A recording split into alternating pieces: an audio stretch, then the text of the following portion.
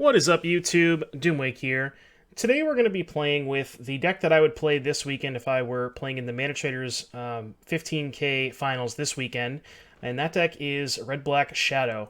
This is a deck that has popped up since the release of the newest set, Zendikar Rising, and the big reason that this deck in particular has gained a lot in popularity over the past couple of days is the power level of this card, Scourge of the Skyclaves, if I can expand it here.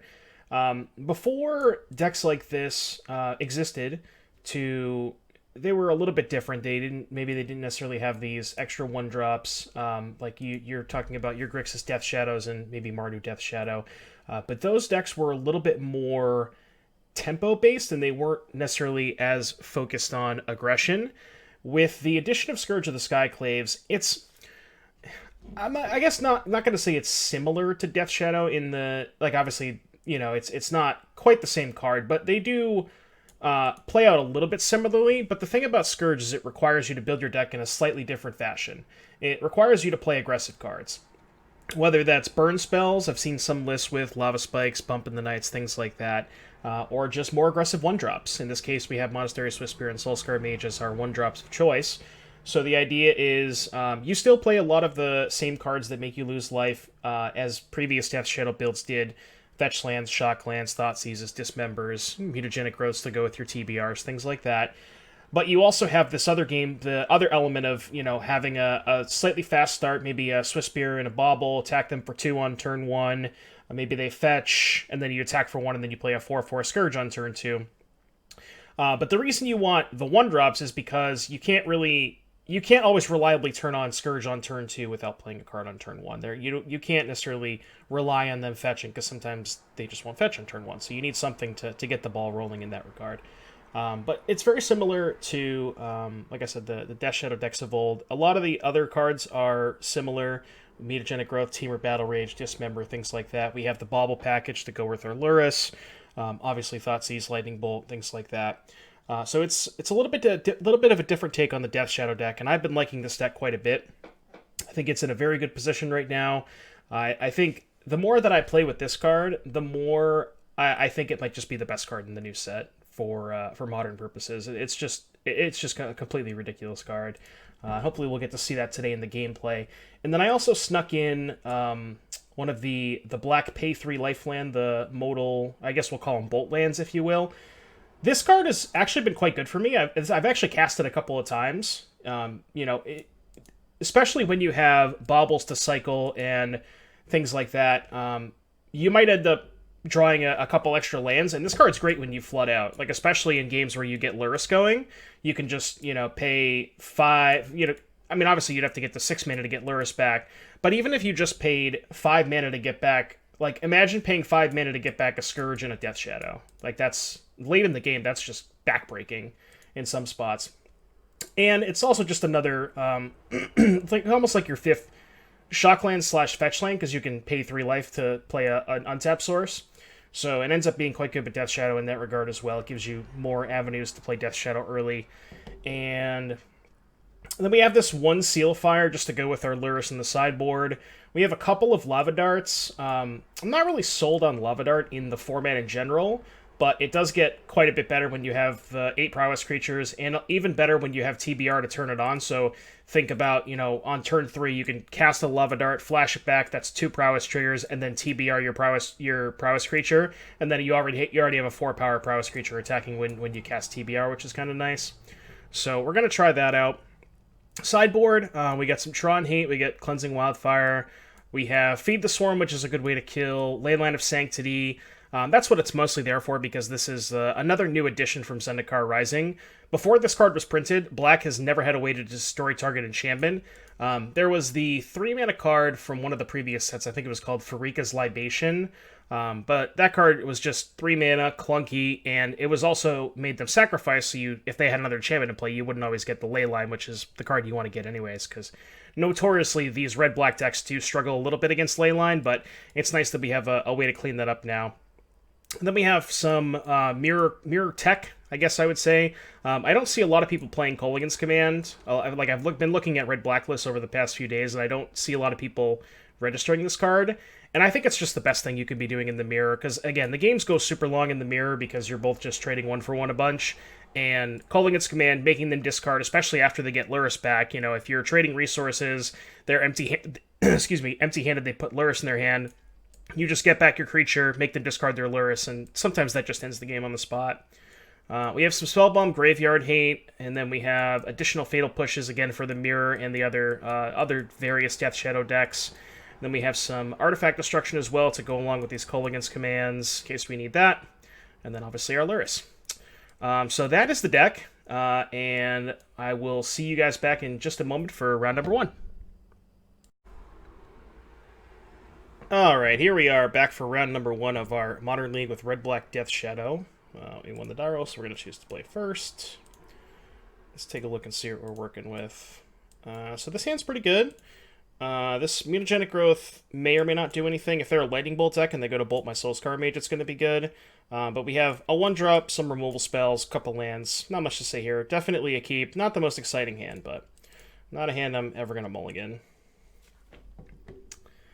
In the case that they are playing, for example, Burn or something, I might want to fetch a basic Mountain because I have more red spells in my hand, so I'm going to get a Blood Crypt with this one, because I think if I'm going to get a basic, I'm more likely to want to get a basic Mountain, just given the way that my hand is structured. Play our Soulscar. Of note, they didn't reveal Lurrus, so there's been a lot of Lurruses floating around the Modern queues these past week. They're casting Oust on my Soulscar Mage. That is not something I expected. This puts it second from the top, so the next card is Soulscar Mage. I might not want to draw that. I'm gonna play the Scalding Tarn and pass. I may just end up cycling this Unearth. Unearth typically not at its best against Plains because the general removal spell in white is Path to Exile, which you can't get your creature back with Unearth if they Path to Exile you. So we can either cycle the Unearth or we can just draw that Soulscar Mage. Not sure if I want to draw that Soulscar. I do want to threat, but I also don't want to necessarily miss my land drop. I think I'd rather just put Lurrus in my hand next turn, so I think I'm just going to cycle this Unearth.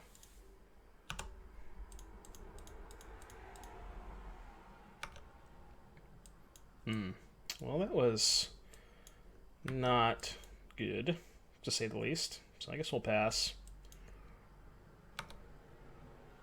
Missing our land drop and drawing a second dead Fatal Push. Not exactly what I was looking for.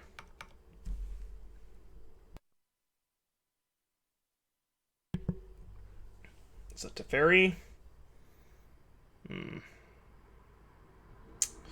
Don't think I'm gonna bolt them.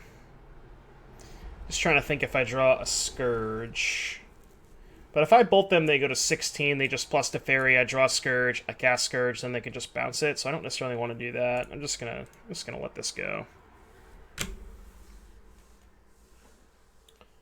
I may end up killing that Teferi. Huh. Interesting. They're on 5 cards.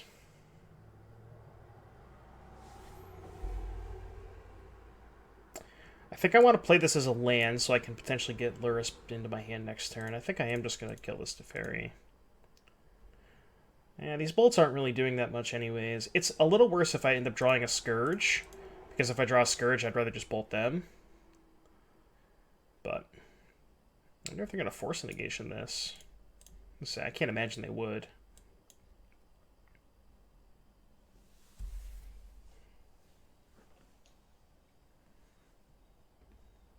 Let's see what they do. It's a Jace, Narset, okay. Supreme Verdicts.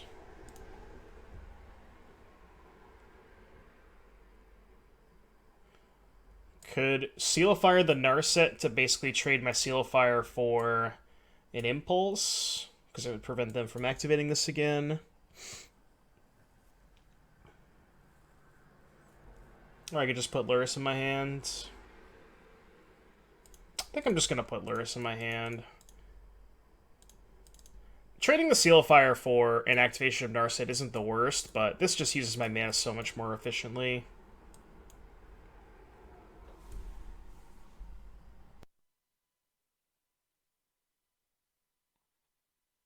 You reveal the Shark Typhoon, and there's the Jace.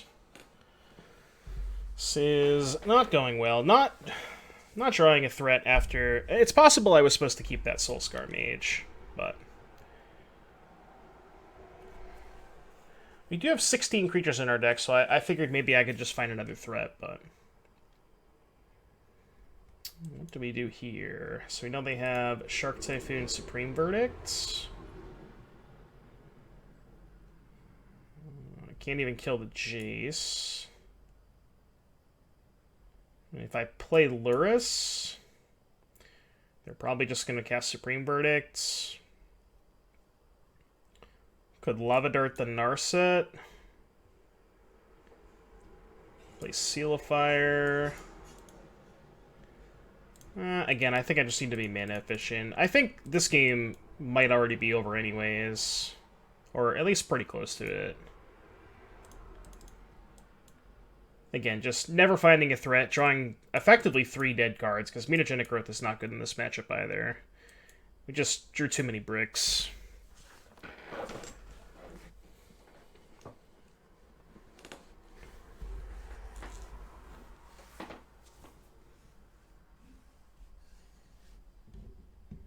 Okay. Are they going to tuck the Lurrus? Or they're just going to untap and probably Path to Exile it?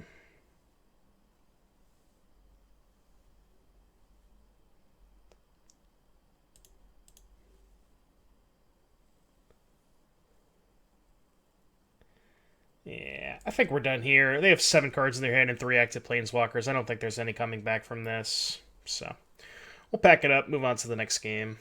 Again, just a little unfortunate.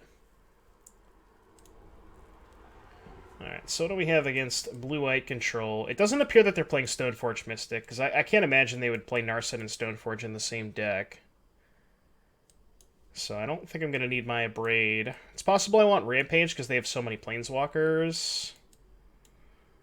I can cut these Fatal Pushes. I don't really want either of these. But would I rather have the cards that are in my sideboard? Destroy target enchantments. They're probably not a Leyline deck. These Dismembers are bad too. I have enough bad cards. Maybe I just have to keep in the TBRs and the Mutagenic Growths.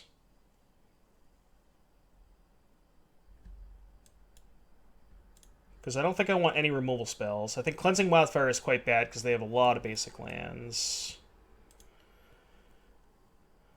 Maybe I just hedge on 1 to Feed the Swarm. 1 Spellbomb is probably better because at worst I can rebuy it with Lurrus to get an engine going.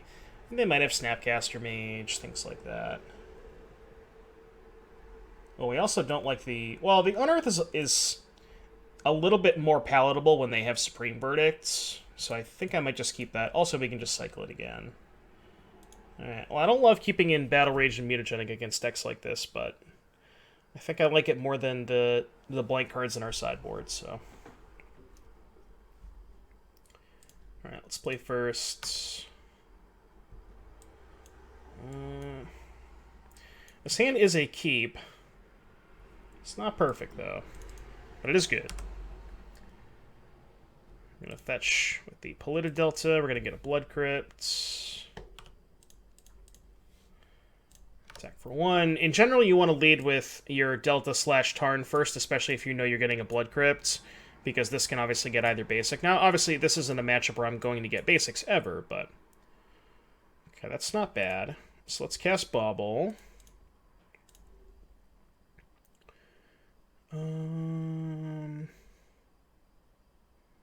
So I can't play this Shadow no matter what. I think I might... Well, actually... Fetch Shock to 14. I could technically Lava Dart myself twice, but... That's not something I really want to do. Just the question of, do I want a Lava Dart to get an extra damage on the Swift Spear?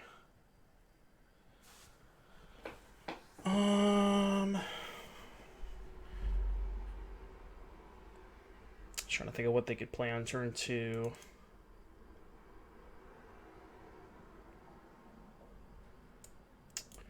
Not sure that the front half of this Lava Dart is going to get more use than 2 damage. I kind of want to get my 2 damage in while I can. So I think I'm just going to do that. Just going to play Bloodstained Mire and pass. We'll end of turn, bobble ourselves, see if we want to keep the card. Ideally, I'm looking for Thoughtseize. Definitely not Lava Dart. That is a card I 100% never want to draw.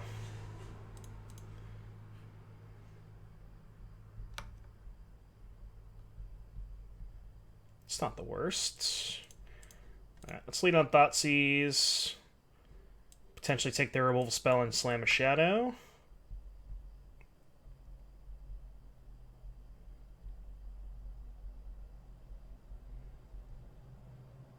Yeah, that's fine. It's not killing our Shadow. So they have Teferi, Charm, 2 Frantic inventories. If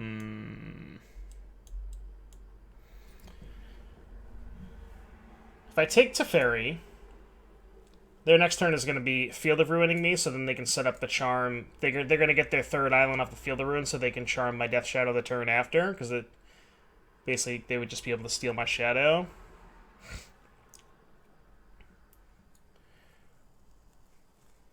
If I take Charm, they're going to play Teferi, bounce my Shadow, which is okay, because if I draw a land, I can replay Shadow and Angrass Rampage them, and then they just have these 2 inventories. So I think I'm going to take Charm, because it's the guaranteed answer to Shadow.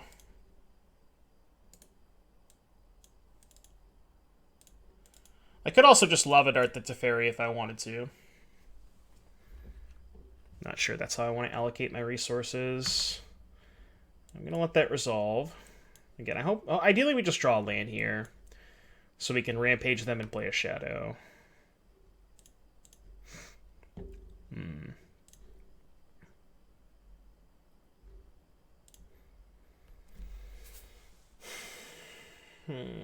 Interesting. I do want to cast a threat here. I'm definitely playing the Shadow. I'm just trying to figure out where I should bobble to give me information on whether or not I should Lava Dart this Teferi. I think there's no chance that I would even want to Lava Dart the Teferi, even if there was a land on top, so I'm just going to bobble them, which I'm just going to do in their upkeep. Just see what they're drawing. Drawing Blessed Alliance. Target player gains 4 life, huh? So they can make me gain 4 life to kill my Shadow? Well, now they can't.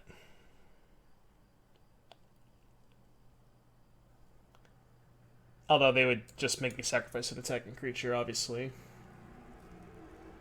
Which I guess wouldn't be that bad, because then I could kill the Teferi and get back the Shadow. So... question is, where should I attack? If I attack Teferi... This is interesting. So they've played the Field of Ruin, and then last turn they played... or they played something before the Field of Ruin. They played Plains the turn prior, and they've cast it to Teferi. So they have 2 Frantic Inventories, a Blessed Alliance, and 2 unknown cards. So what I could do is I could Lightning Bolt the Teferi. No, that's bad. I can't set up a TBR because, again, they have Blessed Alliance.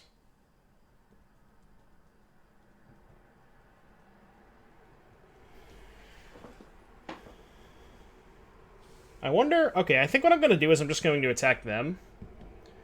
If they... we'll see, yeah. We'll just attack them and see what they do with the Blessed Alliance.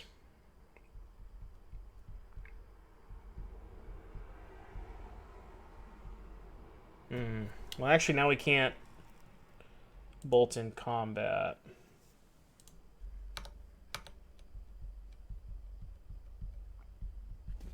This is a tough spot. I'm going to fetch now.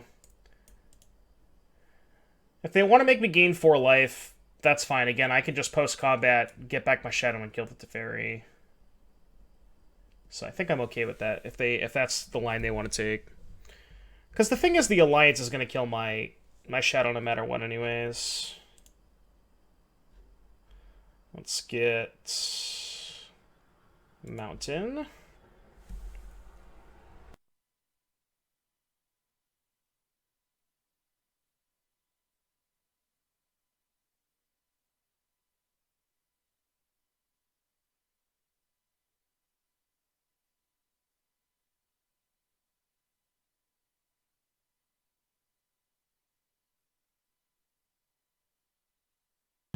Looks like they are making us sacrifice the Death Shadow. They're making us gain 4 life. Okay. Same thing. Again, it doesn't really matter what mode they choose. I guess that's better for them because it stops potential future shadows. So now we're just going to return and deal 2 damage. So get back our Shadow and pass. So we know about 2 frantic inventories and 3 unknowns. Crucible of Worlds. That is an interesting one. Probably something we want to Angrass Rampage because we only have 1 basic land left. So I think what I'll do is cast the Rampage first. Not the Bolt. Target player sacrifices an artifact. I guess I'll play my land first.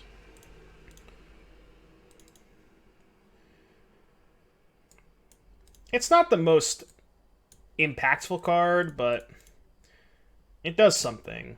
Again, I think them being able to effectively wasteland lock me starting next turn is not something I want to be a part of.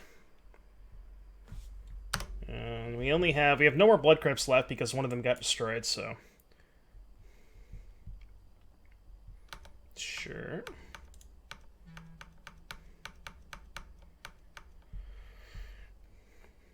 This might be one of those spots where we just have to go for TBR next turn because it may or may not be getting any better. We'll obviously see what they do, but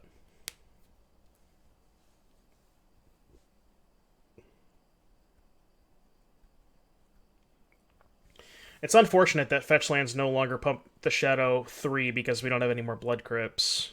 I actually considered playing an off-color black or red shockland just for reasons like this against Field of Ruin. It doesn't usually come up, but we'll float a red. Oh, you know what? It's possible I should have just sacrificed that to Lava Dart myself, and they wouldn't get another land. Yeah. But then I'm only on 3 mana. It's close. It might have been worth it. The issue about going down to 3 mana is it makes my Lurrus a little worse. So they're probably going to put Celestial Purge on top. And they're going to cast Frantic Inventory and then purge my Shadow, if I had to guess.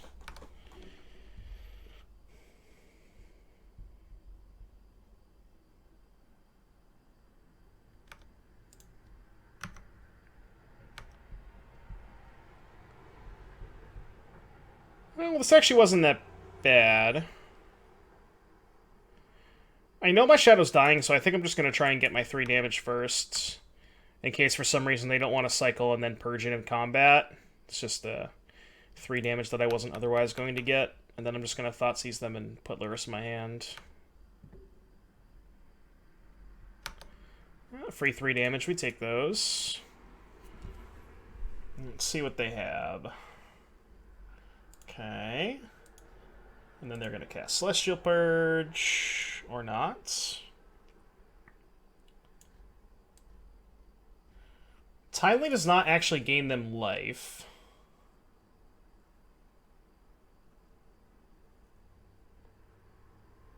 So I'm at 10.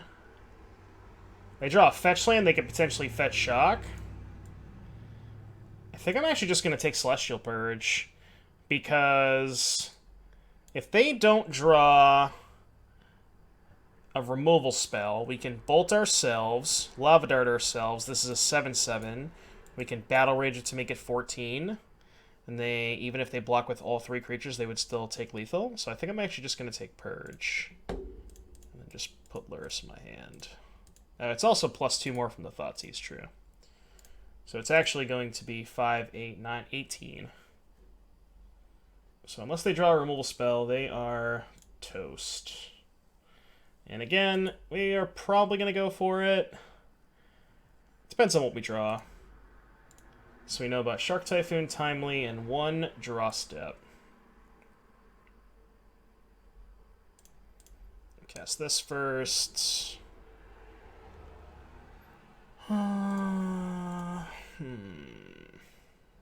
Yeah, again, I mean, they have 1 fresh card that we don't know about. I think I'm just going to go for it.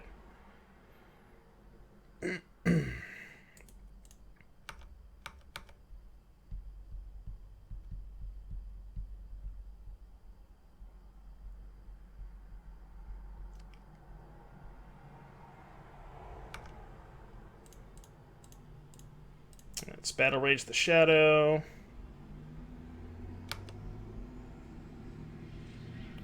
So this is, right now it's 10 minus 1 is 9.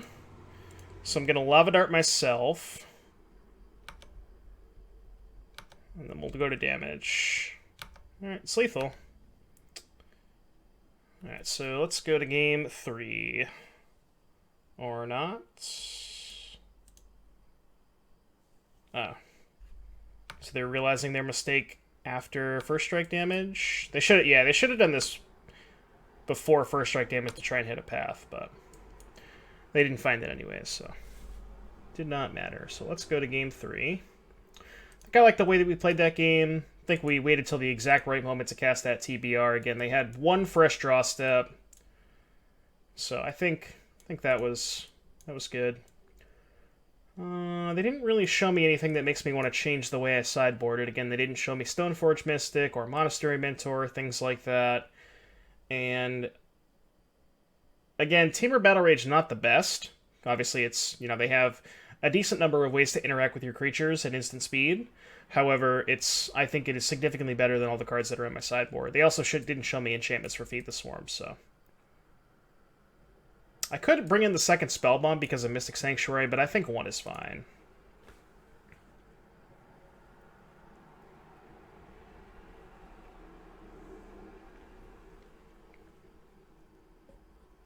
Alright. Going to game 3. We are on the draw. And this hand is quite excellent. Definitely keeping this one. We're going to lead on Swift Spear, Blood Crypt, Swift Spear, Bauble. It's a question of now what do we want to do? Of course, we have 2 options, or 2 things to think about. Do we want to crack the Bauble now or wait till next turn with the fetch? And do we want to cast this Mutagenic Growth to make Scourge next turn a little bit bigger? I think I do like casting the Mutagenic Growth. I like casting this for any amount of damage while they're tapped out. Again, because they have so many removal spells. So this is essentially a Lava Spike, because it's +2/+2 plus the Prowess trigger, which makes our Scourge next turn a little bit better. And again, it all depends on do we want to crack this Bauble. Because we have our next turn lined up, the only way that it would change is if we drew a Shock land. Because if we drew another fetch land, we'd have to fetch to cast the Scourge anyway. So I think I'm just going to Mutagenic Growth, and then Bauble them in their upkeep. So we're going to take 5, and we'll Bauble you. So they drew a Frantic Inventory. Okay.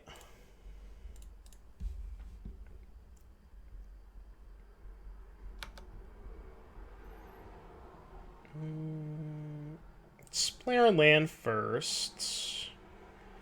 Let's attack with Swift Spear. Let's see what they want to do. I assume they're probably just going to take 1.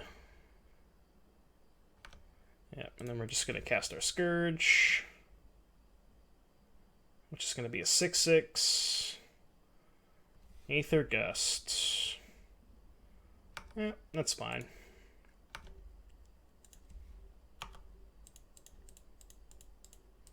Alright, Scourge, pass. And we have another large creature next turn. They might Teferi bounce. They don't. I like that.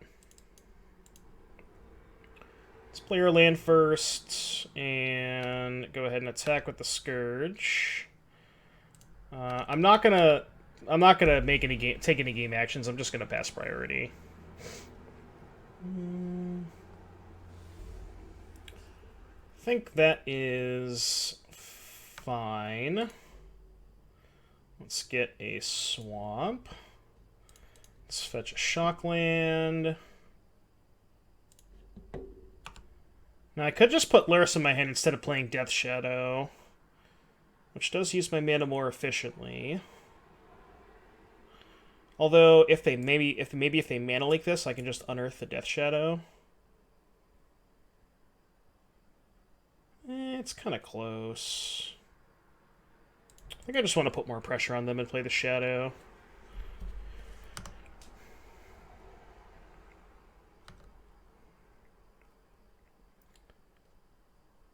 The problem with Lyris is I basically time walk myself, so I give them essentially give them a free turn. We're gonna cast Inventory. That's fine. Let's see what they do. It's a fairy. Can't really do anything about that in response, so that's fine. Assume they're gonna bounce my Shadow.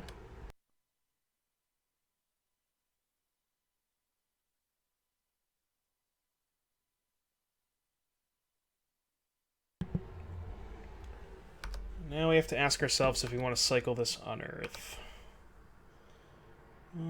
So my next turn is going to be Spikefield Hazard this and cast Death Shadow.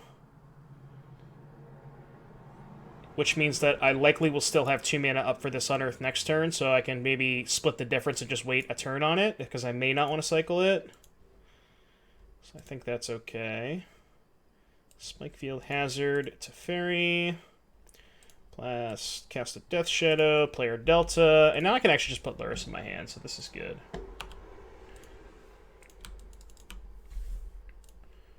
That was a nice mana efficient turn. They're on 5 cards. Okay. Well, let's just start the turn by attacking. Again, no reason to take any game actions yet. We want to make them act first. It likely won't take 6. They're condemning that. Okay, that's fine. Let's go ahead and cast Lyris first, so that if they mana leak the Lyris, I can unearth it back. Let's cast our Bauble. And let's cast Soulscar Mage. And then I'll pass.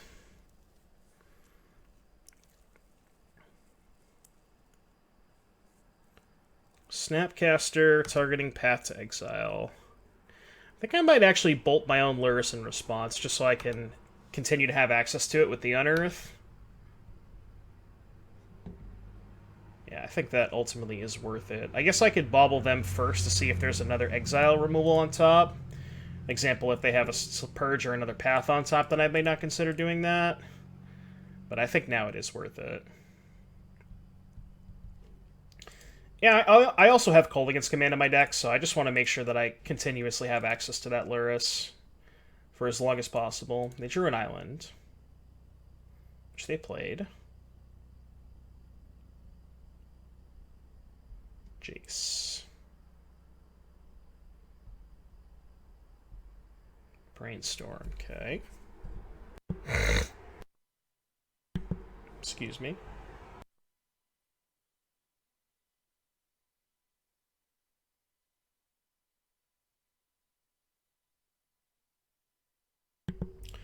Alright, let's see what we got. Teamer Battle Rage.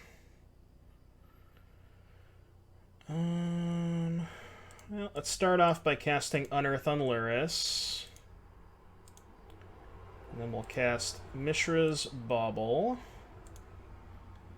We will attack Jace to make them block.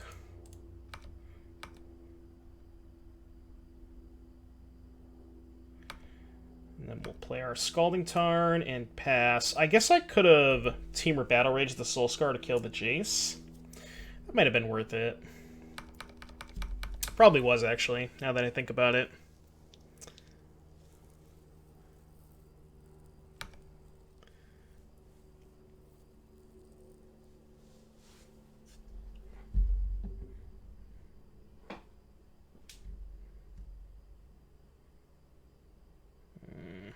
They're at 11. We don't actually have any Shocklands left in our deck, so we can't even... Lava Dart. Is Lava Dart a good draw? So they're going to go to 17. I think Lava Dart actually is a good draw. Because it's two prowess triggers in the Soul Scar, and I can kill 2 soldiers with it. I think I actually do want to draw that.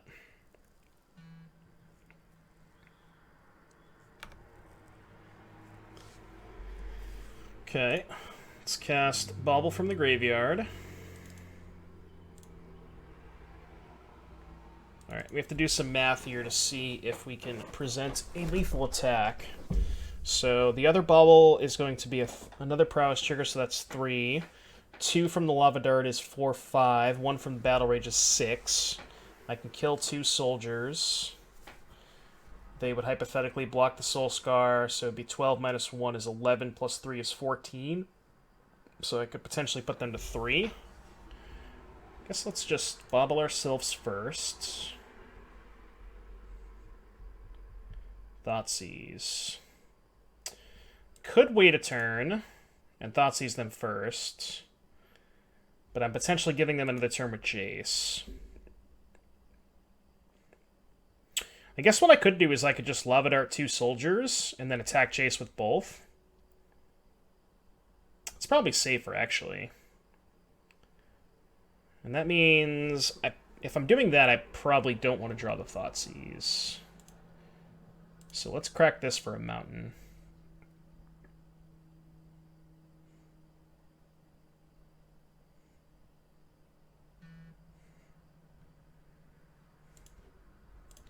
Let's Lava Dart this.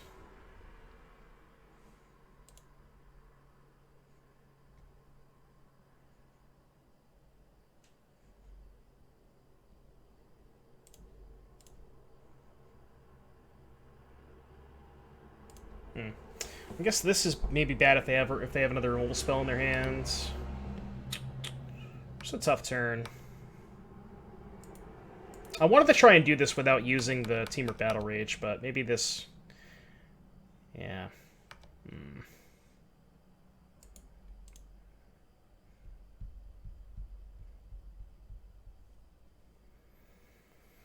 Okay. Condemn.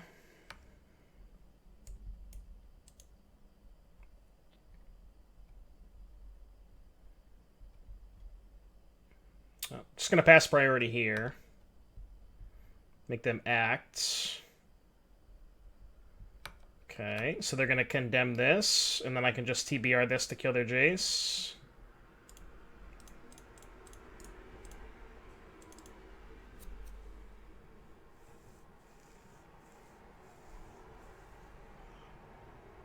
Yeah, that's fine.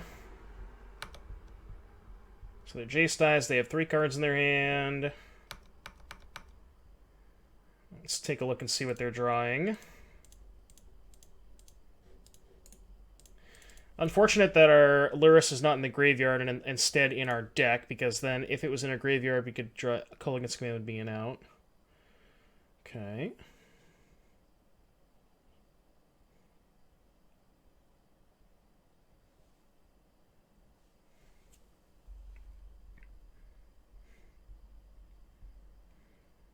So I wouldn't mind drawing a Lightning Bolt to potentially kill this Teferi. Okay, not bad. I'm going to go ahead and Thoughtseize them first. To hopefully clear the way to kill this Teferi.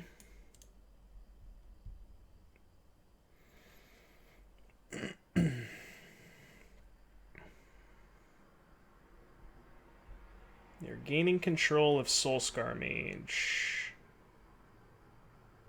Huh.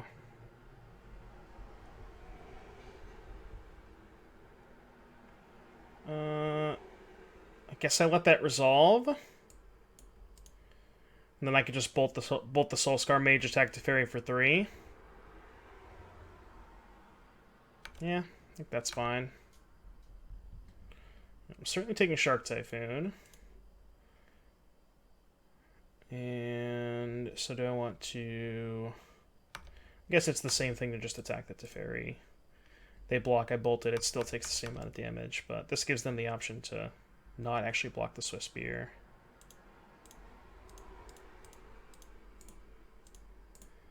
Okay. Past turns, they have a Blessed Alliance and a Teferi. Still don't feel good about this game.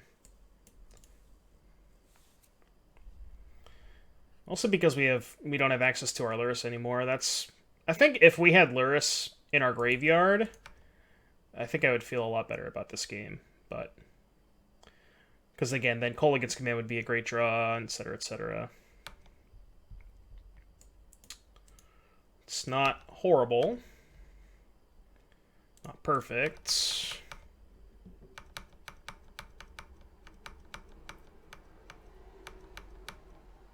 Well, I guess now they're just going to kick the Blessed Alliance. I can't even cast this. That is unfortunate.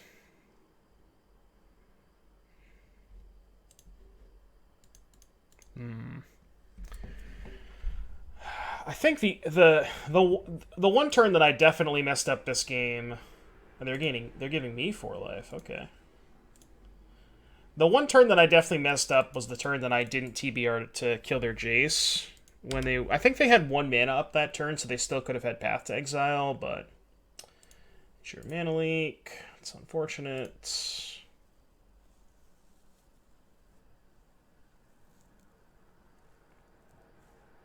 Nonetheless, a very interesting game. And I think I played well outside of that one turn that I think I should have TBR to kill the Jace. I believe they did have 1 mana up at that time, so again, it would have been a disaster if they drew Path to Exile, but I couldn't let them. I don't think I could afford to let them brainstorm one more time. All right, I think I have seen enough. Active Teferi, they're at 16 life. We have nothing. So, yeah, I mean, fun match nonetheless again. But I think we could. Like I said, I think I should have TBR'd to kill the Jace that one turn. Other than that, I think I like the way I played this game. But yeah, probably just a bad matchup, especially if they're going to put cards like this in their deck to make Scourge a little bit worse. They can manage both players' life totals with this card. So, but anyways, GG's. We'll be back for round number 2 shortly, and I'll see you in just a bit. All right, YouTube. Here we are for round number 2 of this Red-Black Shadow League in Modern. We lost a die roll. It looks like we are awaiting our opponent to reveal their companion, because they have already chosen to play first, and priority has not been passed to me to reveal my companion, so... Alright, we have a Lurrus Mirror on our hands. These are always fun.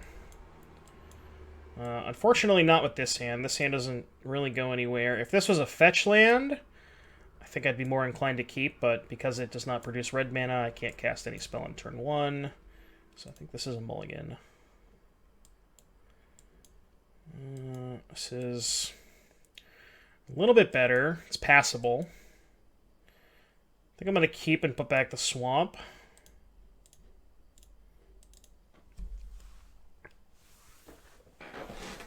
Ooh, they're playing the Devoted Druid deck, I see. Or not? I don't think I've seen Lurrus Hexdrinker quite yet. So, that should be interesting. Let's go ahead and bobble. Let me just bobble fetch land go. Depending on what they play, we can decide whether or not we want the top card. I don't need to kill this yet.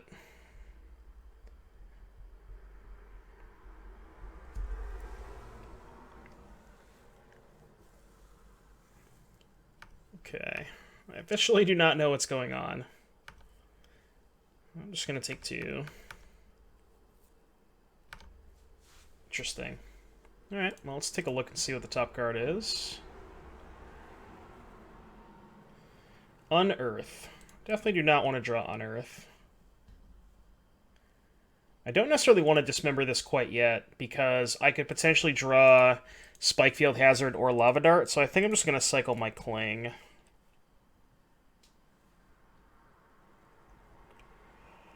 Okay.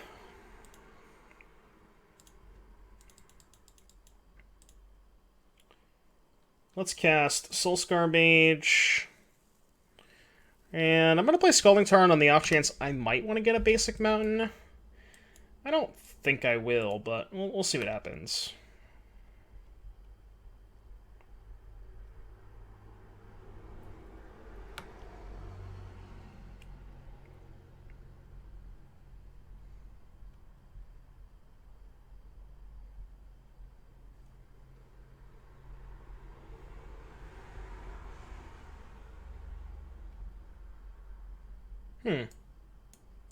Okay.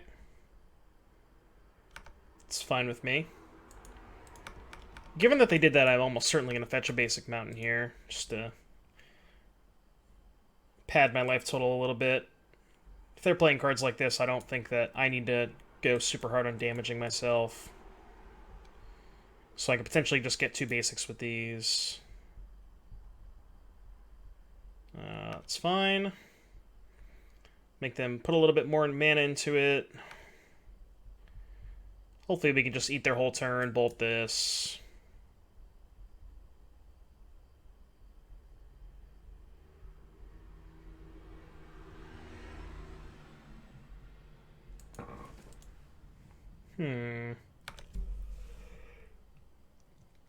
Okay.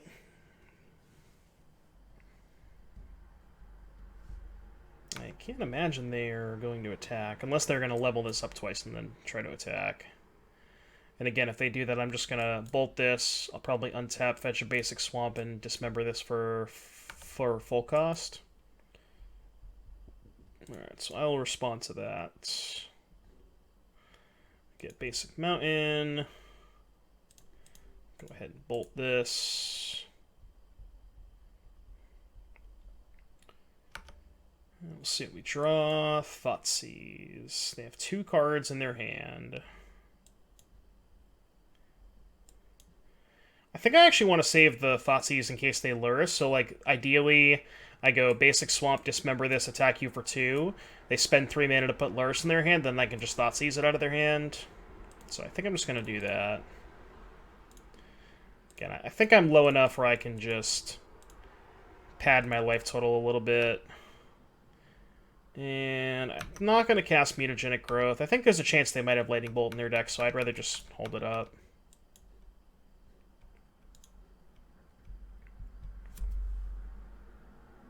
Yes, there we go. That is exactly what we wanted to happen.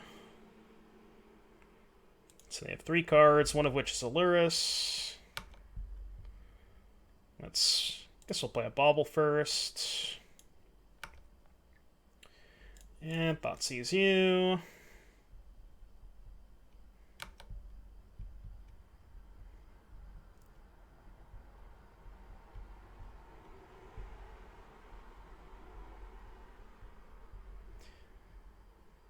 Scale Up.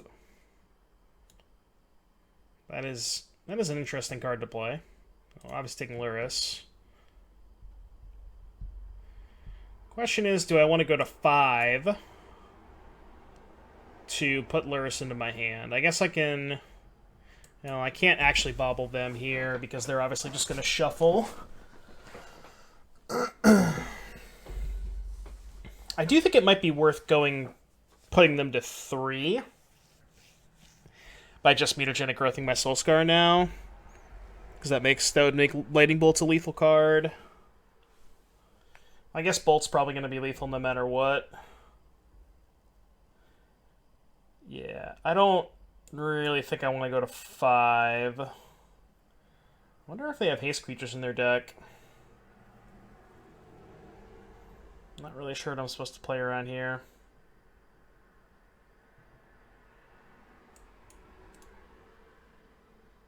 It's possible they have the red-green landfall haste creature.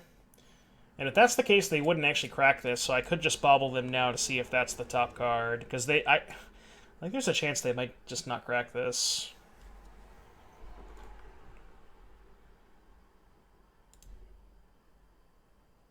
Because I assume that that would be a card that they would put in their deck with Atarka's Command, Wild and Cattle, a bunch of fetch lands. Okay, so let's bobble them.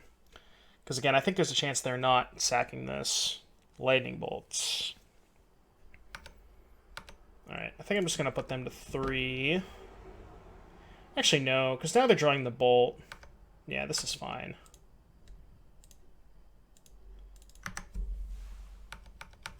Yeah, so they're not going to crack. That was a good draw. So now they have Bolt, 2 scale-ups. We have the Bolt covered. And now we even have a top deck creature. Oh, I have 6'd. They caught me.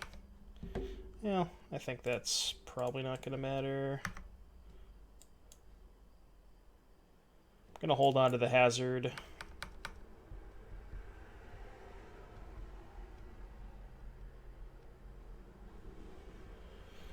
Obviously shouldn't have F6 there, but...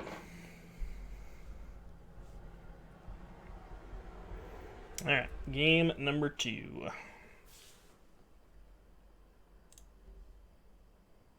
So, Scale Up, Hexdrinker, Wild and Cattle, Atarka's Command, Luris.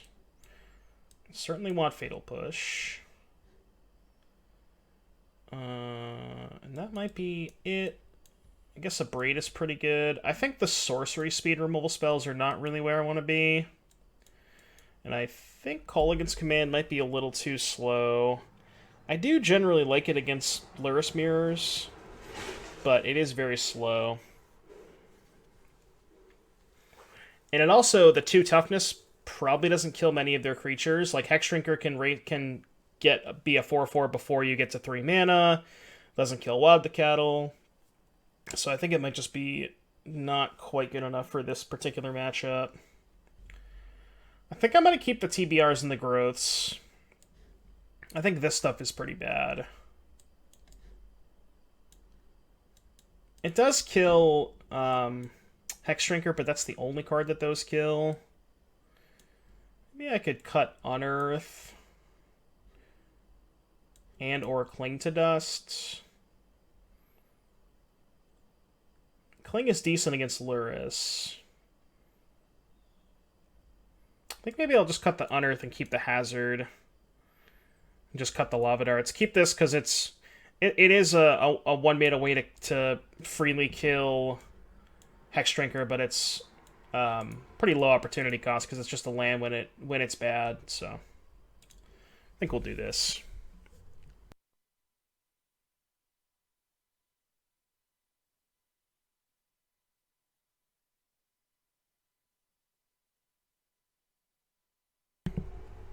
Alright, so we're on the draw for game 2. And we open with a decent hand. Certainly a hand I'm not going to mulligan. It is light on removal. However, we do have a somewhat fast kill. If we can find a land. Especially if they play aggressive creatures. The thing about these Death Shadows is they're playing aggressive creatures, so... I'm way more likely to be able to turn these on. Interesting. 3, 5...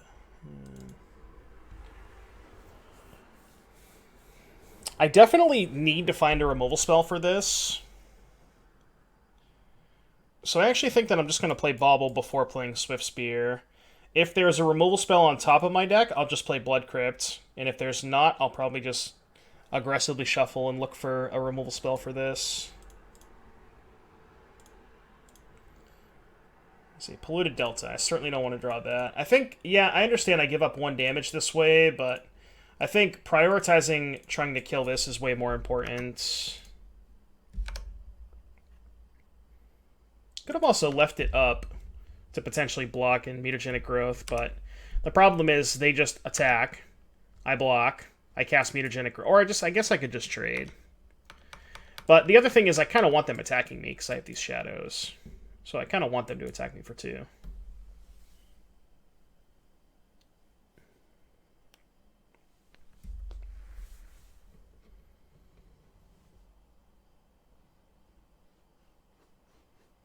Okay. Well, it makes Lava Dart looks a little bit better. So maybe if we go to game 3, I want these Lava Darts back in my deck. I had forgotten about that card when I was sideboarding, but it is a card that they likely did have in their deck. So I think they're trying to figure out what they should attack with, if anything, because they know I'm a Death Shadow deck. 14. I think it's probably correct for them to just attack with Brushfire Elemental, because that puts me on 16, which means a fetch land and a shock land don't turn on Death Shadow. Alright, well, we take that. I just get to play 2 shadows. I think I'd rather play 2 shadows than 1 Scourge. I think so. They're 1/1s, but I can make them, either of them, a 5/5.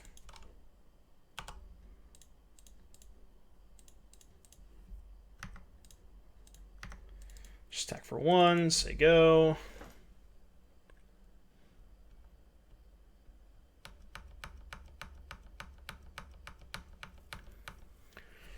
We'll see what they do.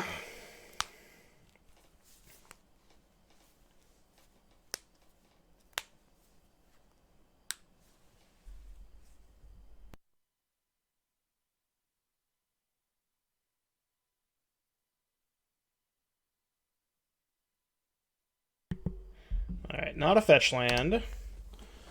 But they still could have a Tarkus command to put an additional land into play, so that's something to watch out for.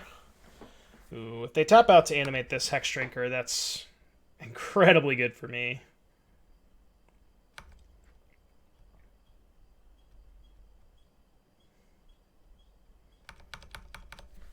Now they're probably just dead, depending on what they do. They may not attack.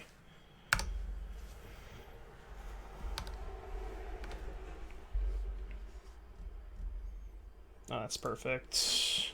Yeah, we'll just attack with everything. The onus is on them. They don't really have any good blocks at all. Like, this just covers almost every single one of their good blocks. And it probably also just kills them anyways. 1, 2, 3, 4. Yeah, this is just lethal no matter what. No matter how they block.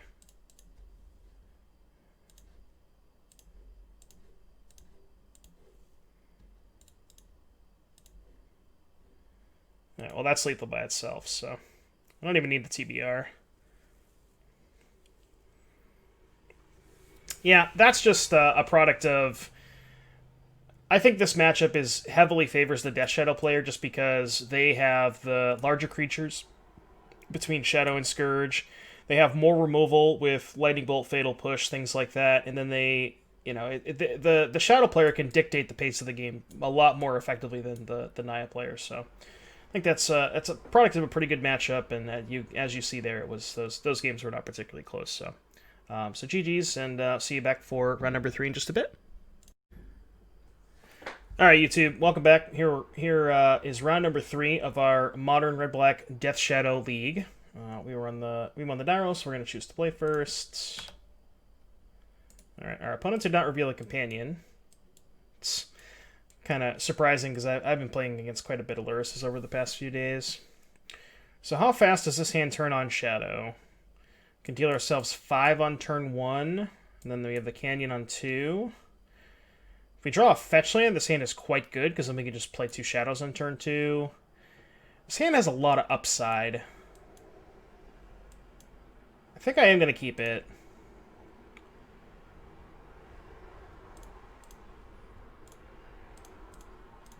Alright, well, Thoughtseize our opponent. Let's see what's going on over there. Ooh, spicy. As foretold, fires, restore balance.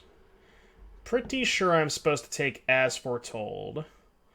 And just hope I can potentially either find another Thoughtseize or kill them before they get to fires. Yeah.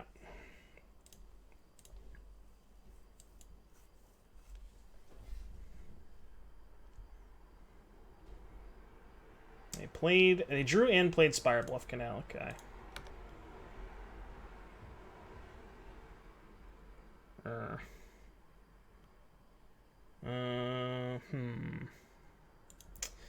Alright, Sunbaked Canyon go.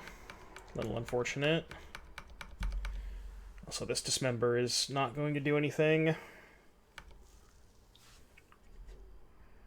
Temple card on top, which I would imagine is probably a land. Looks like they're suspending vision. They are. Alright, we're going to go ahead and tap our canyon so we can take a point. Fetch land? Not quite. So I can go to 13, play a Soulscar Mage. Then I can go to 9, dismember my own Soulscar Mage, and play a Shadow.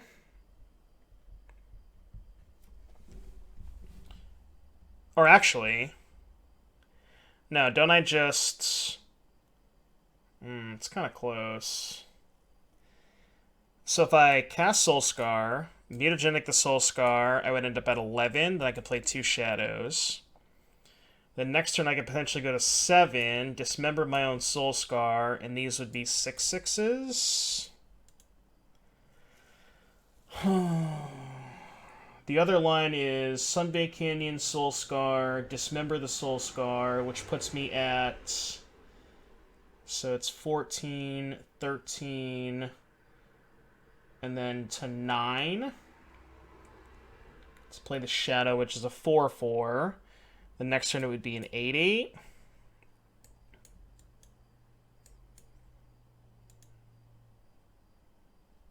But the other line makes this 2 6/6s next turn after Dismember on the Soulscar. I think I'm supposed to do that. Because then TBR would just be... Actually, TBR wouldn't quite be lethal, right?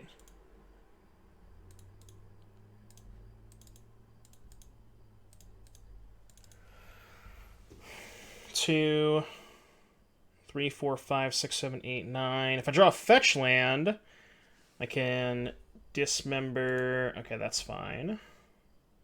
It's not a land. As foretold. Well, that's scary.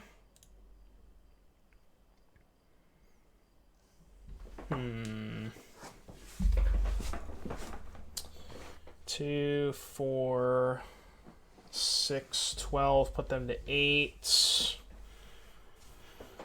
Oh, this is tough. So they have Fires, Restore Balance, as foretold. I mean, I'm going to lose my Soulscar Mage next turn anyways. I think I'm actually supposed to crack my Sunbaked Canyon here in case I find a fetch land, and then I can put them to 2. Because then I can crack fetch, this is a 5/5, I can dismember the Soulscar, these are 9/9s, that would put them to 2. So that would make any Lightning Bolt lethal.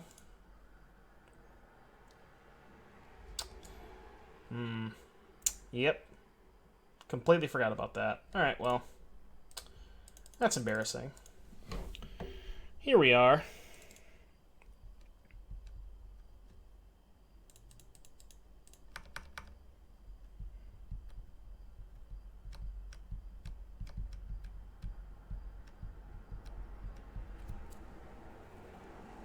Don't play against Narset every day.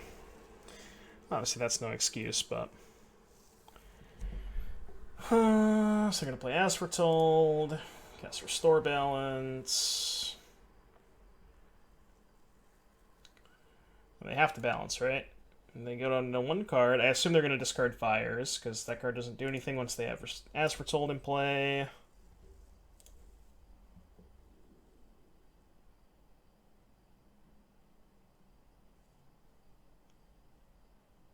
And they played their land, and they reveal Wheel of Fates, which they cannot cast this turn.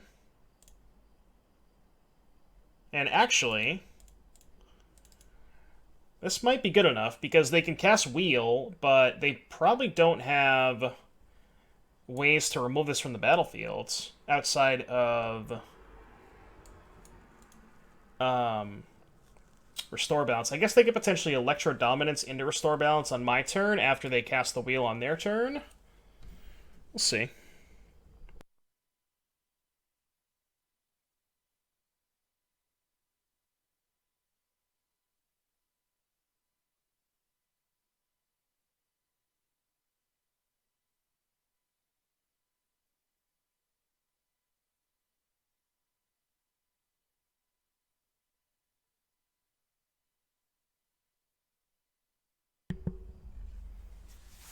Okay. Mm-hmm. So they have 7 cards. They can't cast any more free spells this turn. And again, I'm not really sure what they have in their deck that deals with a 12/12. Because I would assume their removal is all either sorcery speed or lightning bolts. I mean, obviously, restore balance can kill it, but they can't restore balance on my turn without a electro dominance.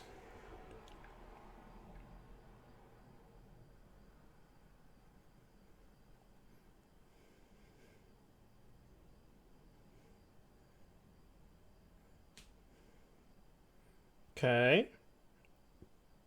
Now they can't cast electro dominance. This might be good enough. Yeah. Yeah, so we made a pretty huge blunder by sacrificing that Sunbay Canyon, but it turned out that it didn't end up mattering because their deck doesn't. Their removal spells cannot kill a 20/20 on my turn, so nice little win there. I do think this matchup is probably quite bad, but Fatal Push and Dismember are certainly not good. Well, it's tough because they have Crashing Footfall, so I could potentially keep some number of removal spells. And honestly, all these cards look kind of bad to me. I mean, I could hypothetically bring in Cleansing Wildfire, but the issue is, especially when I'm on the draw, once they get an As Foretold into play, Cleansing Wildfire is largely textless because I can't remove Wildfire. Or actually, I can. I have Feed the Swarm. Okay, I probably want Feed the Swarm. I actually forgot about Feed the Swarm, so I definitely want that because that kills As Foretold and potentially Fires of Invention. I think Lava Dart is not great, but it does allow fast kills with the Prowess creatures and TBR, so I think I should keep it. Hazard's pretty bad. Maybe I do just want to keep in some removal spells for Rhinos. Dismember, because it pumps the Shadow, I think is better. And maybe...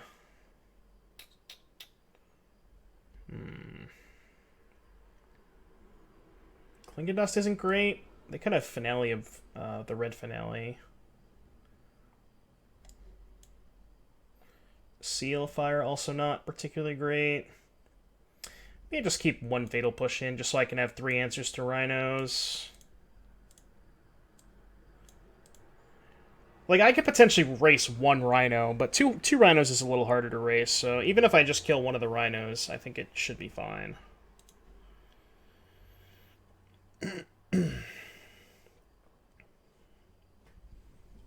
Alright, so game number 2. I'm going to be on the draw for this game. And pretty decent hand.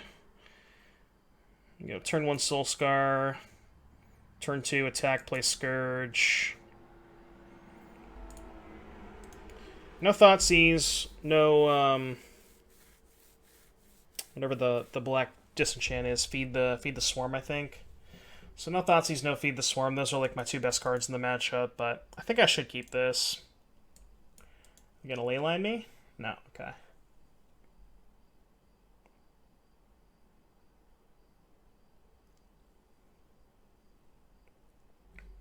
Uh-oh, pitching Spirit Guide. Pitch Spirit Guide, suspend Wheel of Fate. Okay. It's interesting. We will go ahead and play a Soulscar Mage. Pass turn.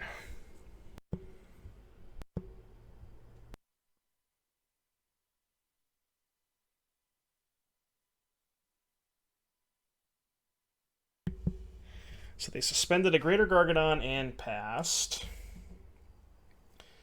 We drew a Shadow.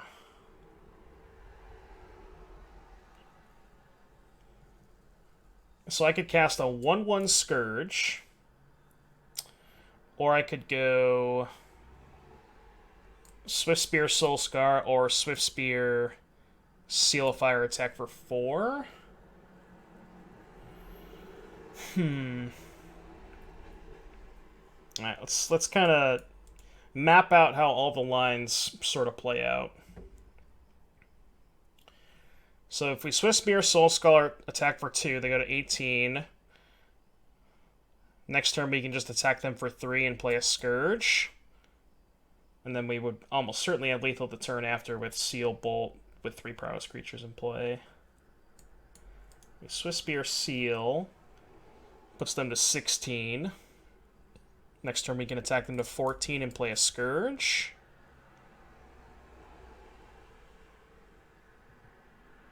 I think I actually like that better. That puts roughly the same amount of power in play, but it also saves a creature for potentially if they have Ask for Soul plus balance on the turn after, so I think I like that better.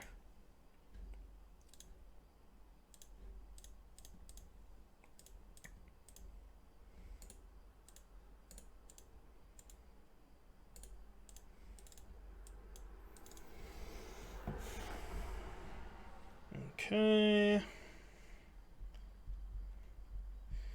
Alright, they don't have Ask for Soul, which is good.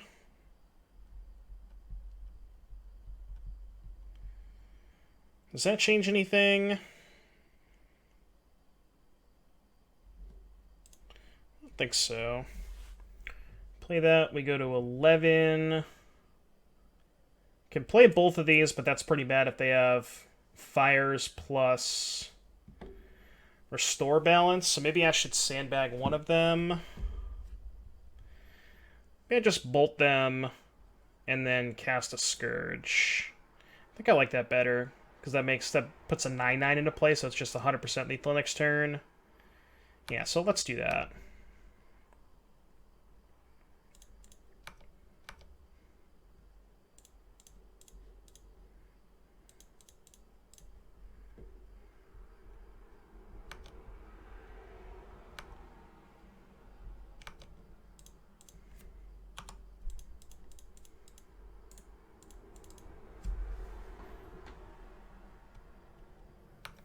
I mean, I guess if they ask for Told Balance, they're just going to sack all their lands, and we're in a pretty bad spot anyways. Could have maybe held the Agadim and not played the Bolt that turn. Well, it looks like they didn't find their combo. No. Largely uninteractive matchup. Not really sure what to say. I mean, I guess that's just kind of how the matchup goes. It's hard for them to kill this if they don't draw their combo, and usually this is, most of the time when you cast it, it's going to be lethal, so... Yeah, just a product of their removal spells not being able to kill this, and again, they didn't find their combo, so got there, and see you back in just a little bit for round number 4? Yeah, round number 4. Alright, see you guys in a little bit. Alright, YouTube, we are back for round number 4 of this Red-Black Shadow Modern League. Actually playing against one of my friends, Connor, here. Wish him good luck. Alright, we'll show them Aluris. They didn't show us anything. Alright, so this hand, pretty clear mulligan. Not quite sure what Connor's playing.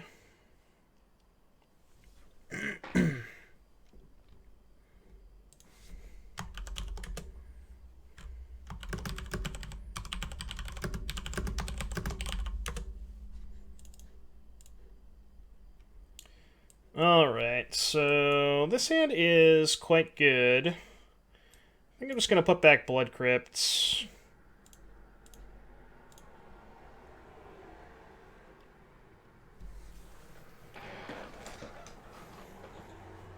Alright, so they're on 5 cards. Okay, it looks like they're playing the Charbelcher deck, from what I understand.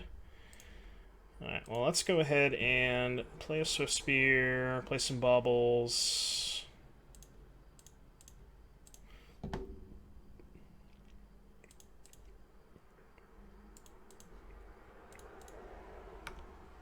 We'll attack for 3. We'll take a look at what they're drawing on their upkeep. They're drawing Seagate Restoration. Okay.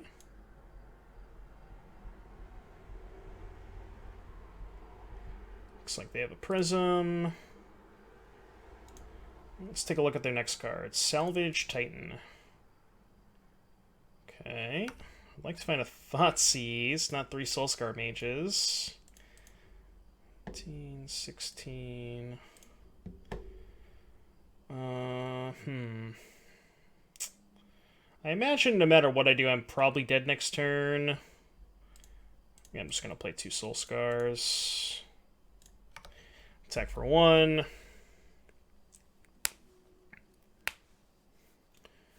Alright, so they're likely just going to cast either Balustrade Spy or Undercity Informer, flip over their entire deck. I'll let them do it just so you on YouTube can see how their deck works, but... Ooh, they don't have it. That's good.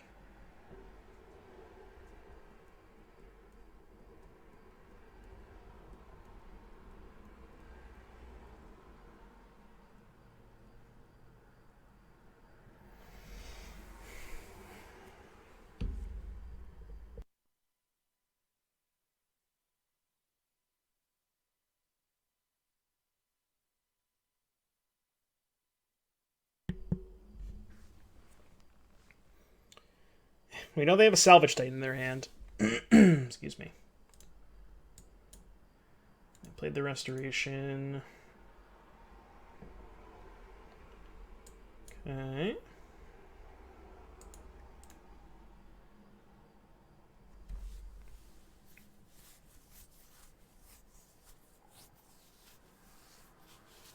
Shatter Skull tapped. Well... It's less good now that I know that they don't have the creature in their hand, but I am still going to cast it.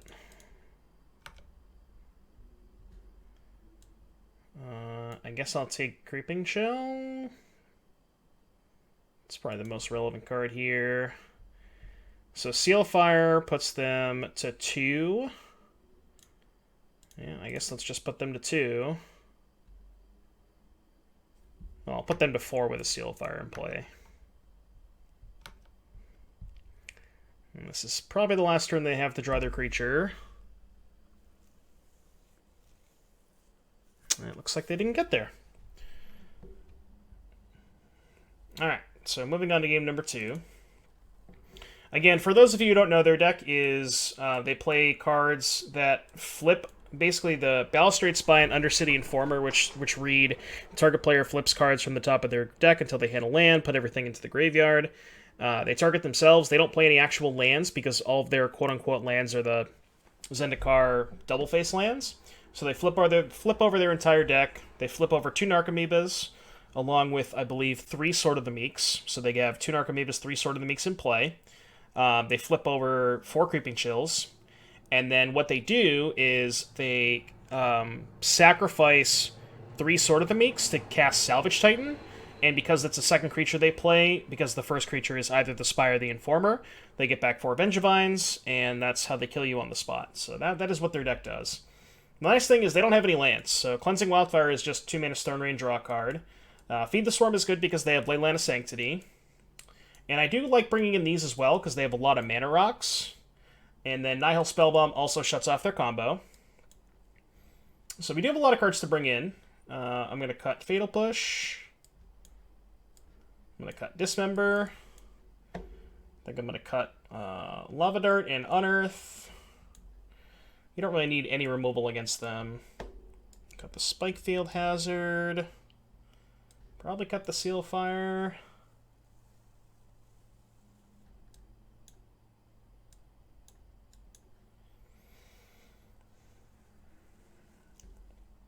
I don't actually like keeping in the Cling to Dust because exiling a single card from the graveyard usually is not enough.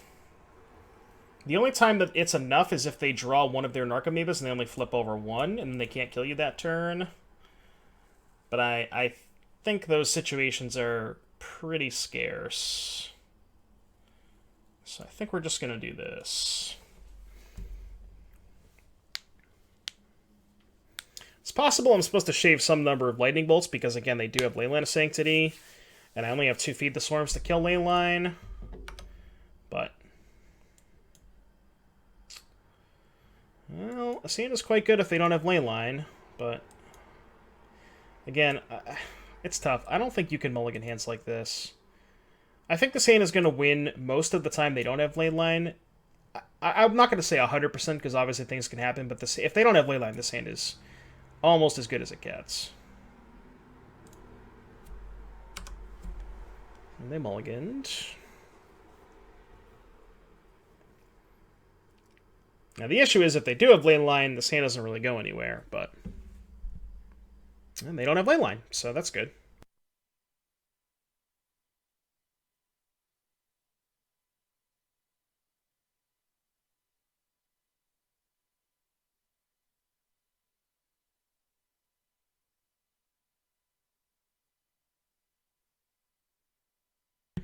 Alright, so they played a tap land and passed.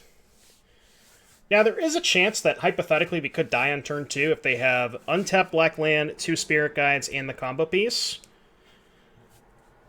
So there is some argument to casting Thoughtseize here. I actually think that's just better because if I draw another Thoughtseize, like, let's say I go Fetch, Shock, Soulscar, and I draw a second Thoughtseize, I can't double Thoughtseize next turn anyways. Although I could just go Thoughtseize Spellbomb. Yeah, you know what? I'm just going to play the Soulscar. Possible I get really punished for this, but I don't think it's very likely.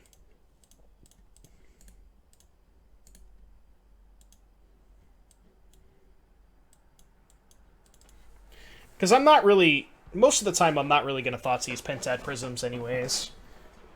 Because they have Pentad Prism, and sometimes they play either Cold Steel Heart or the Black Rain Talisman as their other mana rock. But though I'm not really interested in Thoughtseizing those cards. I guess maybe if they're light on lands, I would consider that, but...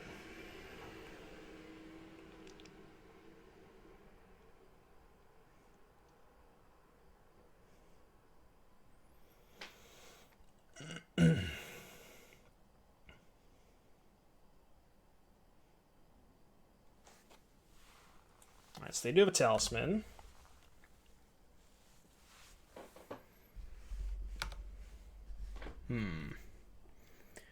Alright, let's lead on Thoughtseize. See what's going on over there. Alright, so they have Balustrade Spy, Pentad Prism, Restoration, Simian Spirit Guide.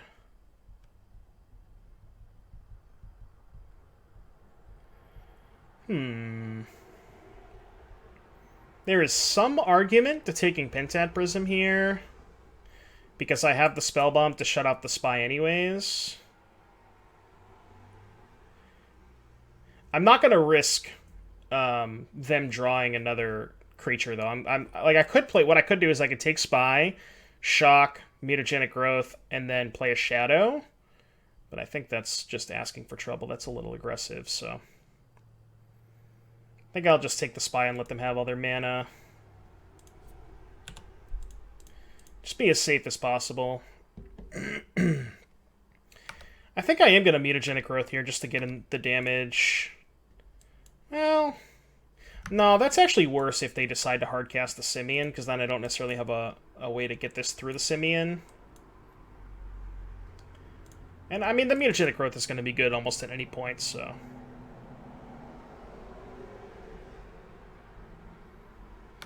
That's fine.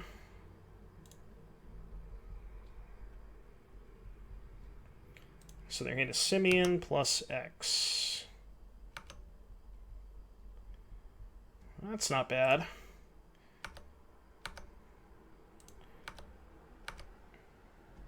Okay, I think I'm going to Mutagenic here.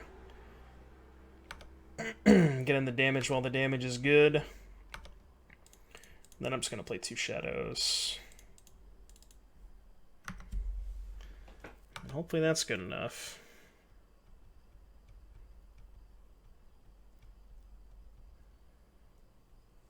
It is possible they brought in Charbelcher, because they do have Goblin Charbelcher in their sideboard.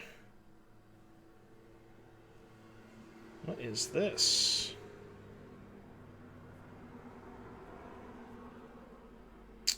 Okay. That is fine. But I have the spell bomb, so I don't think there's anything they can do here. Yeah, that's fine. I will look at the cards. They did bring in Charbelcher.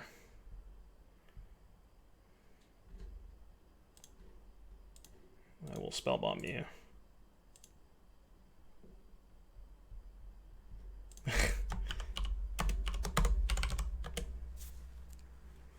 Got the GGs. He said the curse continues. GGs. Yeah, that was... So, I've played this matchup a couple of times from the red-black side. I think it's close because their deck is so explosive. But the games where they don't have Leyline of Sanctity, especially the ones after sideboard, are so easy because Leyline shuts off all your good cards. It shuts off Thoughtseize, it shuts off Spellbomb. Those are your best cards in the matchup. So, yeah, that's kind of been my experience, is that when they have Leyline, I feel unfavored, but you could potentially still win because you have 4 Wildfires, so if you're... Like, if they stumble for a turn, maybe you can cut them off mana. But the games where they don't have Leyline are pretty easy for the most part. So, yeah, that was the Charbelcher deck. Or, excuse me, the Oops All Spells deck with Charbelcher in the sideboard. But anyways, GG's to Connor, and we will see you back here for the last round. All right, everybody, here it is, the last round of our Red-Black Shadow League. We're currently 3-1, so we're going for that sweet 4-1, and we won the die roll. So we'll go ahead and play first. We'll show them our pets, and yeah, this hand is acceptable. So I'll certainly keep this if Moto would stop lagging. I think because I have to, so obviously I can't cast the Soul Scar on turn 1 without fetching, and my other land is not a fetch land. So there's no. Basically, there's no reason to play the Bauble first here, because I have a second land and a play on turn 2 lined up, and I actually get more damage out of the Soul Scar on turn 2, which makes this better, potentially, so I think I'm just going to play the Soul Scar and pass.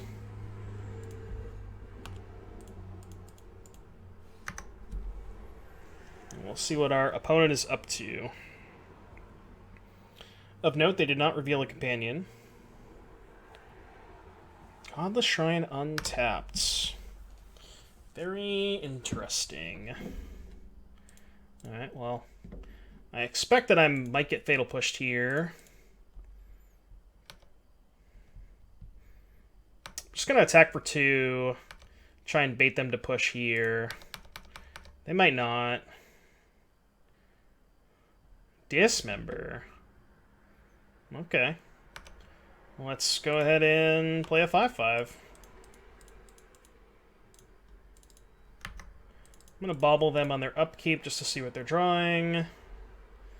Misty Rainforest. Interesting.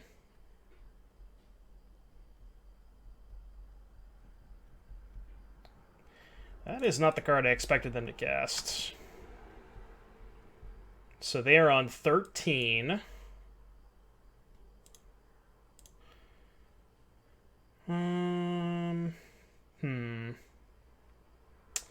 If I dismember this, I go to 11. This is a 7/7, so I can attack them down to 6, and then I have 5 damage in my hand, so I think that is worth it. Actually, it's just lethal, isn't it? Oh, no, because I have to pay 1 for the Mariner. So now I can put them to 10, so it's 1 short, right? Because this is a 9/9. Yeah, that's still worth it, putting them to 1. Let's see what they're drawing. Verdant Catacombs.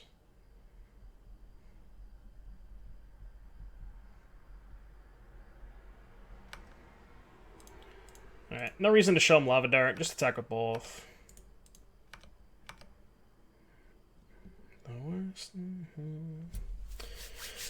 Okay, very interesting. Dismember, Unsettled Mariner, Godless Shrine, Breeding Pool. I was not necessarily expecting a deck quite like this. I assume Fatal Push is great, because they showed me Unsettled Mariner, which means they probably have more creatures. I'm going to take a guess and say that Wildfire and Spellbomb are not where I want to be. And same with Feed the Swarm. Feed the Swarm, I don't usually like Feed the Swarm against creature decks, unless they are Death Shadow Mirrors. I usually bring in one, just because it's another way to kill Death Shadow, because you're only allowed to play with 4 Fatal Pushes, obviously. It could be an Aether Vial deck, which means I maybe want Command and or Braid. A Braid's probably good no matter what. Okay, as far as what's bad, I think Lava Dart, from the cards they showed me, Lava Dart does not seem particularly great. Let me just cut the three pingers. I usually keep in Battle Rage and Growth against creature decks. Oh, the Cling is probably bad. What do I want to keep in? I think I like the Unearth, especially because they showed me Dismember as the only removal spell. I usually only cut Unearth against Path to Exile decks. I think Command is probably too slow on the draw. I think we'll try the Rampage. Again, especially because they look like they might be an Aether Vial deck. It's hard to tell, but...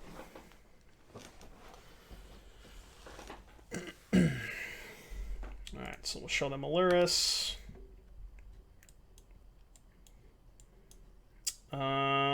Yep, the sand is very good. We're gonna keep it.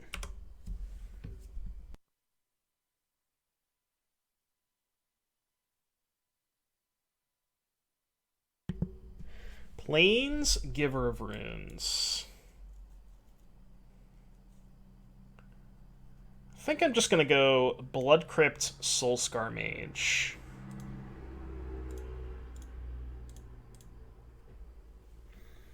I'm gonna save my fetch lands in case I find a bauble. It's possible I'm supposed to use one of them, and then I can just save the other one for a bauble. But... Basic Forests. I don't know what this card is. So it's a 3/2. Okay, that's... So they're playing something with party cards. Interesting.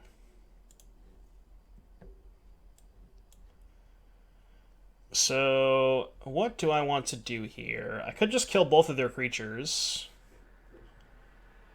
Cast Seal Fire this. When they go to protect this, just dismember it.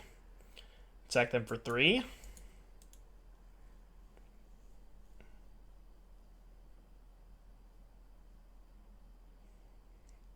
I feel like letting them untap with this may or may not be scary, depending on what type of party card, like, I guess party cards is, I don't know if that's the term that I'm looking for, but you know what I mean. If cards that count these creature types is what I meant to say.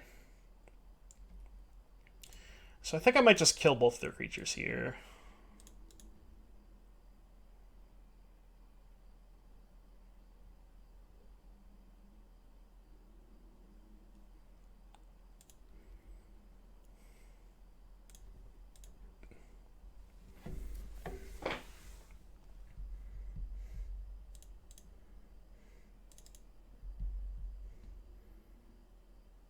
I don't know if I should be worried about my life total a little bit.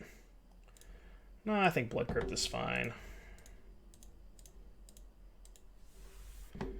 Alright, so we'll attack them for 3. Yeah, I could be convinced that I was supposed to get a basic mountain there. Just to be at 13. Auriok Champion. That's not good. We do have TBR in our deck. Alright, so let's play Swift Spear. And let's Thoughtseize them.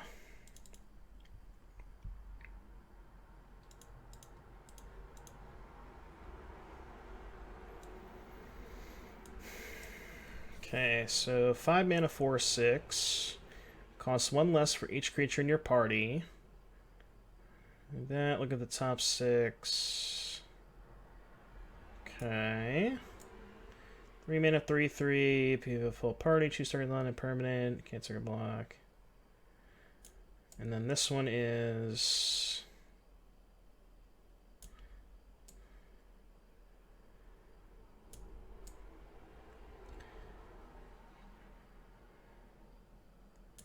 So I think just in terms of stats alone, I should probably take the 4/6. Because I have more outs to kill this 3/3. Because they could potentially cast the 4/6 if they draw a land. And I think the other two are fine.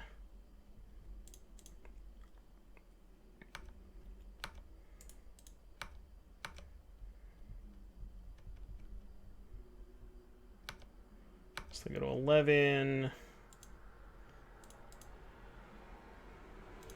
Now we definitely want to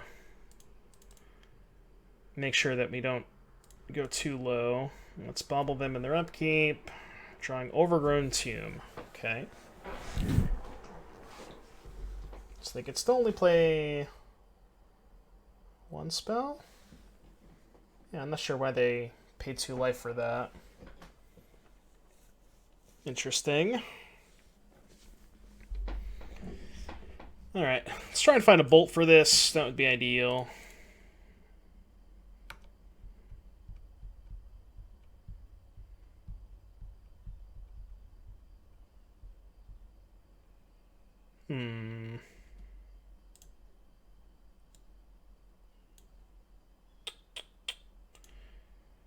I think I'm gonna... Well, I'm definitely putting Lurrus in my hand. I'm just trying to figure out... I think I should actually hold this bauble too. Because I could potentially Lurrus and get 2 bauble triggers to attack with 3 3/4s. So I think that probably ends up being better by holding the bauble. They're probably going to attack us for 3, if I had to guess.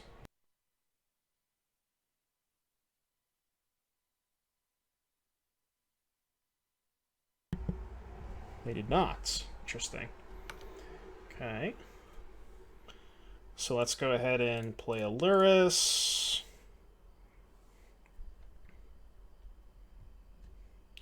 Let's play a bauble. Let's play another bauble. We'll attack them with 3 3/4s.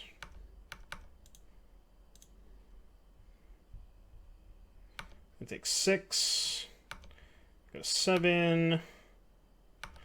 Gonna bauble them in their upkeep. Let's see what they're drawing. Drawing a Windswept Teeth. That's probably not what they wanted to draw. Just gonna crack this other bauble too. Stomping Ground. Also probably not what they want to draw. TBR, Death Shadow, and a Fatal Push. Alright, so let's go here. Let's crack this bauble. We're going to Fatal Push their 3/3. And then I think this TBR should just be lethal. Yeah, it's definitely lethal. Okay, that's fine.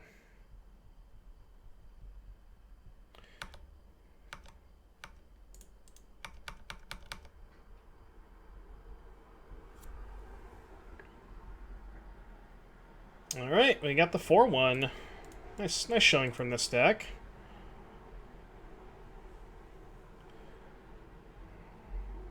Let's just... Alrighty.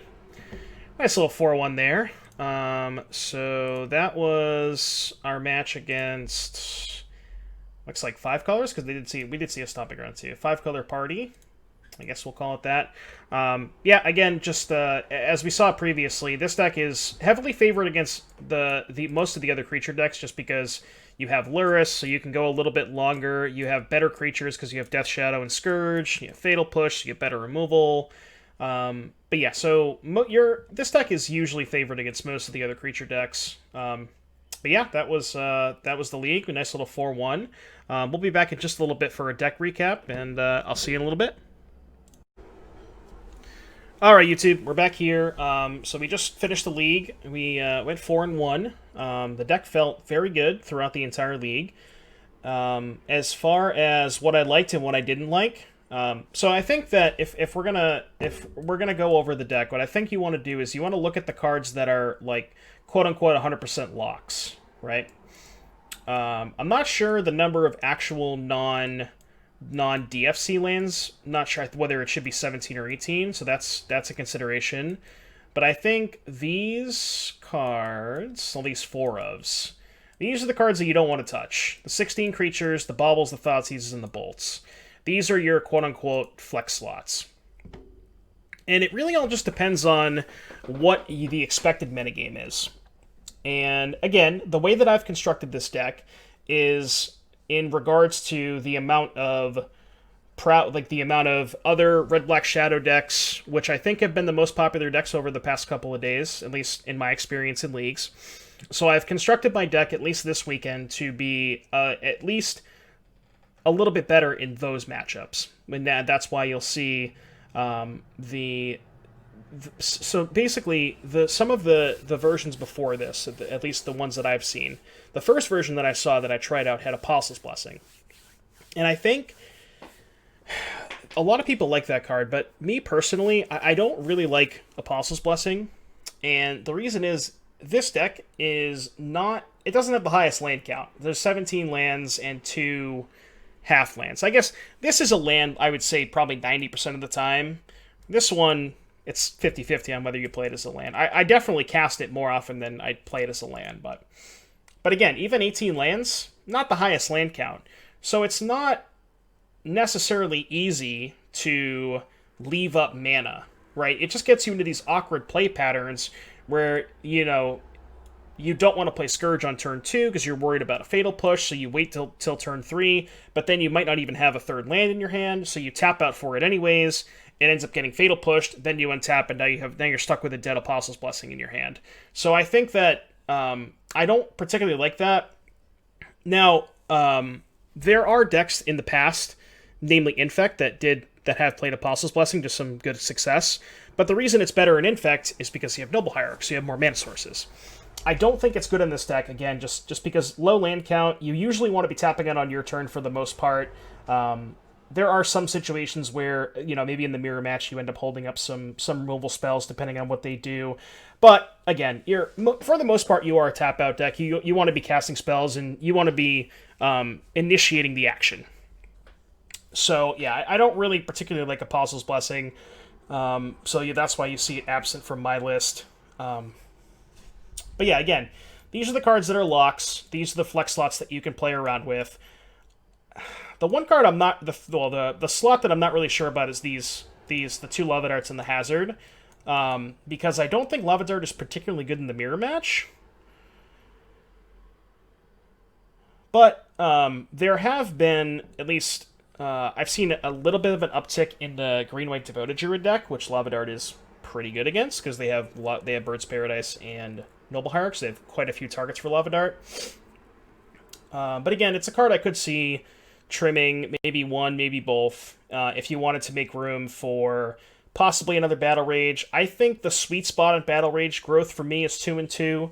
I could see an argument for playing a third Growth, but not a third TBR, just because Growth is so good at protecting your prowess creatures against Lightning Bolt. And Lightning Bolt is one of the more common cards that it's being played right now. So I could certainly see that as well. The Unearth and the Cling, these are my concessions to the mirror match, because I think these are 2 of the better cards in that matchup. And that's why, again, I was trying to make concessions for the mirror match, so that's why you see those 2 cards. I think this also might be a lock, too, because I think 2 Dismembers is the right number to play. I'm not sure I'd really ever want a third, and I don't really want to go below 2. So if we're looking at cards that we could potentially cut, I think it's these 4. Excuse me, not the Sealfire. I want 1 Sealfire for the Lurrus. I think it's really just these 3 are the ones that I would consider cutting. These 2 also as well, but again, I prefer to hedge towards the mirror match a little. So you can maybe cut 1 of these or 2 of these 3 if you wanted to add, say, a third Fatal Push or a third Mutagenic Growth. But I think other than that, deck list is pretty close to perfect. I like this deck a lot, and again, it's definitely what I would play if I was going to play the Mana Traders this weekend. As far as the sideboard is concerned, I'm trying to think. We didn't play against any big mana, but we did play against Charbelcher once, and I think Wildfire being good against both of those decks is the reason I would choose Wildfire as my hate of choice, because I think Molten Rain is too slow against Charbelcher, and it's also too slow against Tron on the draw. So I think Wildfire is where you want to be, and I just don't want to mess around. I want to play 4 of them because Green Tron is generally wasn't a good matchup before, but maybe that changes with the Shadow TBR stuff. But I am a little bit worried about Belcher. For the mirror match, more concessions for the mirror. I want 4 Fatal Push in my 75 because it's the best card in the mirror. So I definitely want 4 of those. The card that I kind of want a third of is Feed the Swarm. We're not cutting those. I think what I would consider doing is maybe cut either the Abrade or the Rampage for a third Feed the Swarm. The reason I don't necessarily think you need both of these is because you have Kolaghan's Command to blow up artifacts. So I think you can afford to trim one of the 2 Shatters. It just depends on which one you think is more versatile or might have more utility. But I could see definitely cutting one of these 2 for the third Feed the Swarm. And I think the rest of the numbers are pretty good. I like 2 Spell Bombs. Again, more concessions for the mirror. I think Kolaghan's Command is one of the best cards in the mirror. So more you see this. It's a common theme throughout this list is I'm very hedged towards the mirror match. And I think that's where you want to be this weekend. So, but yeah, I hope you enjoyed the video. And I will have a link in the description for the deck list, as well as a link for my Discord, because I'm actually going to be working on a sideboard guide tonight, depending on when this video goes up or when you see it. So hop into the Discord if you want a sideboard guide for this deck. And yeah, that's going to be all for me. I hope you enjoyed the video, and I will see everybody next time.